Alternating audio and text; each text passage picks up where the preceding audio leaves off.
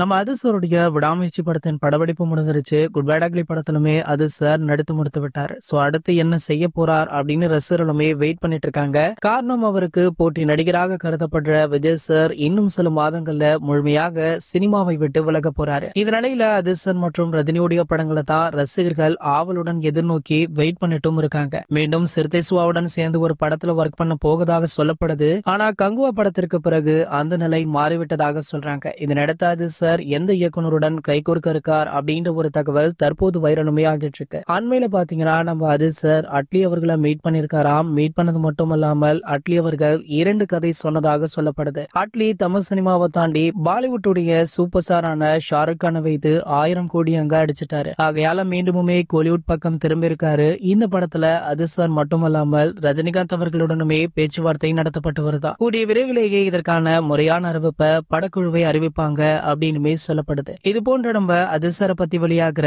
அனைத்து செய்திகளுமே நீங்கள் உடனே தெரிஞ்சுக்க நம்மளுடைய அஜித் டாக்கீஸ் அப்படின்ற நம்ம சேனலை சப்ஸ்கிரைப் பண்ணிக்கோங்க. அப்படியே பக்கத்துல உள்ள பெல் ஐக்கானை கிளிக் பண்ணிட்டீங்கன்னா நீங்க நம்ம வீடியோவை மிஸ் பண்ணாம பார்க்கலாம்.